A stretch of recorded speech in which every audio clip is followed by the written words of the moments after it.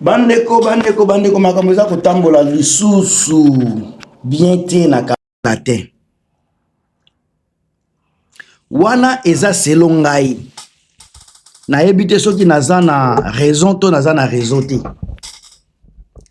Ndenge tozomonela concert ya quartier latin, le makambo ezotambola parce que Koffi Olomide tolinga te, c'est notre papa aza déjà avancé en âge. Aza légende oyo tokotikala toujours kokumisa ko respecter. Quartier latin eza na continuité otozomona na miso soit sima ya Cindy Leker. Yende tozomona image ya quartier latin soki Koffi Olomide azate parce que aza mwasi na ye eza entreprise na bango baza ko travailler ensemble. Mais lelo toza komona âge eza kopusana. Tolinga te biso nyos tokokoma tokoleka na âge ya vieillesse. Énergie ekokende ya moment ekosila. Papa nyonso oyo aza na ba entreprise soki amoni ke azoko kalisusu te akomi kolemba basala ka transfert na mwana oyo ko continuer na entreprise soit mwasi soki aza na kati entreprise so ba ko pesa mwasi soki baza na mwana te mwasi ko continuer na entreprise wana.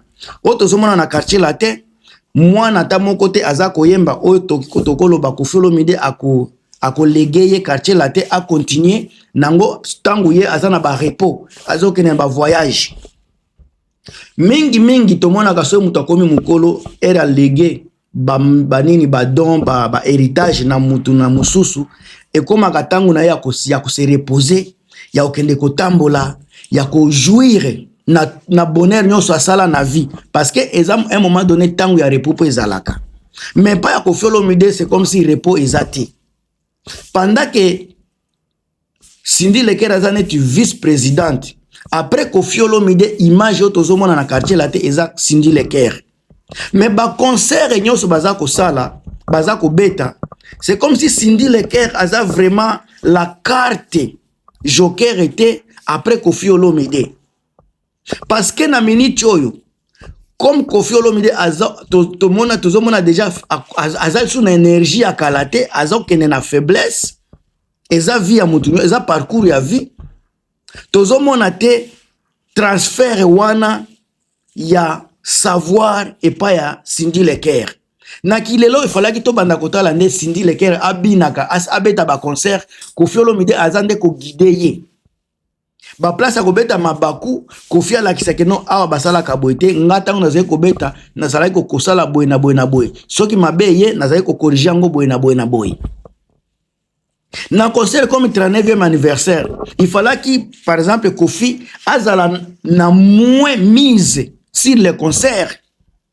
Azala moins a dosé, a pesa Cindy Leker, a meka ko diriger, ko orienter, ko coordonner makambo. Mais c'est que moi j'ai constaté, Koffi il est au four et au moulin en même temps. Même ba jeno baza ko accompagner baza kosala eloko te. Cindy Leker aza obligé à côté à kokanga maboko kotalaka. Qu'est-ce qui se passe dans l'organisation na bango? Soki lelo je frappe à la table. Soki lelo Koffi atiki biso. Quartier la tête kozala ndenge nini? Il fallait que population, peuple ba amoureux à bonne musique ba adapter des gens. Oya kozala après Koffi Olomide. Soki lelo Koffi Olomide a commis na incapacité à kobeta musique. Qui va commencer à représenter Koffi? Ce qui est le Koffi anano azaka incapable à représenter ou à remplacer na public. Muto azate. Cindy so total même présentation ya album ya Cindy. Présentation simple ya album balobi. Présentation album ya Cindy. Eza ya quartier la tete. Eza nini album ya batumi balete. Eza album ya Cindy. Mais Cindy n'a pas été capable ya kolobela album na ye. Cindy n'a pas été capable ya kopesa peuple ba mélomane à bonne musique vision ya album na ye. Pourquoi aptier titre nini suprématie? Il fallait que Cindy soit capable de défendre. Il fallait que Cindy loba na deuxième chanson bokoyoka chanson boy na boy et lobeli boy. Ata soki nyonso zo lobela amour. C'est Cindy qui devrait nous parler de cela. Toyoka ngona na munoko na ye. ekota na matoi na biso parce que ya Kofi toyoka déjà nini nde Kofi aoki kolobela biso ya sika. On a déjà tout attendu. Il fallait que sika Kofi abanda ko préparer relève. Soki azate, soki azan empêchement ou bien azako bela, est-ce que ba ko annuler concert?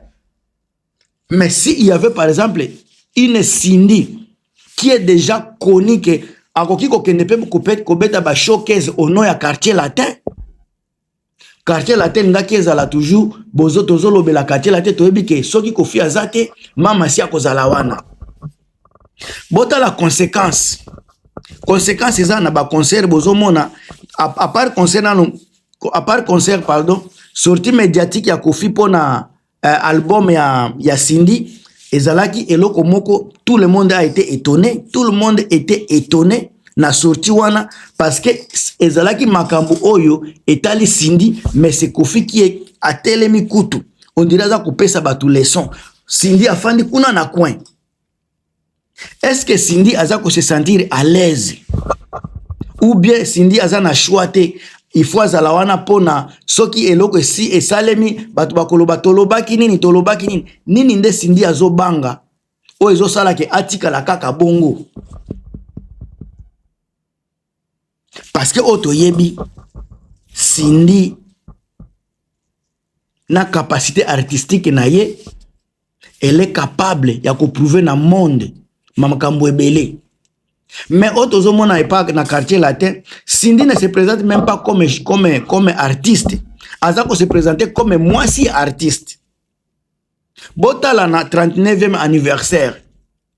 Cindy n'a pas été capable ya kobina vraiment comme il fallait qu'il abima. Vous sentir que azana ba limite. Elle ne s'exploite pas. Azako exploiter savoir faire na yete. Aza limité na ba exploit na ye. Ezana makambo ki ko sala te temps parce que Kofi ko silika. Ayebi ye moko déjà ba réaction Kofi o biso nyo sto yebi azala ka mutu moko très colérique ya ba réaction rapide. Alors, ce qui Cindy azako banga aza freiner na makambo wana akozala na difficulté. Tango akozala ye moko parce que na minute on falaki aye kola. Kofi falaki abanda kola kisaye. Ok, ngai lelo na koyem par exemple Cindy chante Kofi Olomide. Ba concert ya boy ebimisa Cindy le cœur na avance. Ezala ke yende quartier la tête lelo ba jeune wana nde baza ko travailler na katia na orchestre na baza ko accompagner nde basalaka. Mais c'est tout à fait le contraire otoza komona na quartier la tête. Eza vraiment contraire. Otoza komona eza kaka Kofi Olomide nde mutu aza ko diriger. Kofi Olomide nde mutu aza ko sala boy. Kofi Olomide. Ezo koma Petro. Botala ndenge par exemple ba invité Bourrompela. Yango tamusu Kofi na ba mutu lokola Fally ayaka na makambo yote parce que Fally tamusu asi ayebi ke a risqué kozala humilié avec personnalité o azanango akende kokoma humilié na ba podium biloko ya boy.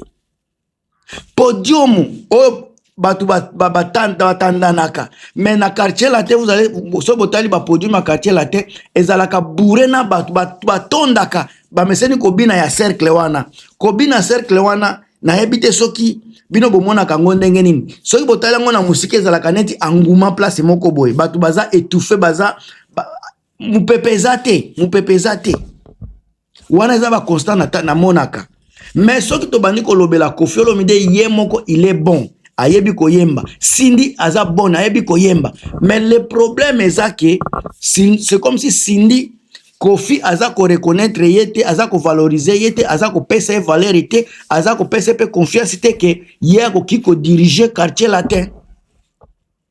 Mais sika ba conséquence tozo mona tant tozo na ba éclat tozo tala ba émission vous sentez que vraiment ya solo Cindy akoki ko sala le côté Cindy aza étouffé preuve eza moko nazo chité sortie médiatique nini après ce wana oya album naye Cindy n'a pas été capable à koloba même munoko. Est-ce que Kofi azako bloqué comment azako vivre na sima ba caméra ce qui na public Cindy aza incapable même à s'exprimer et bongo na coin et kozala ndenge nini akomi na suka tolobela makambo oyo lobi. A plus.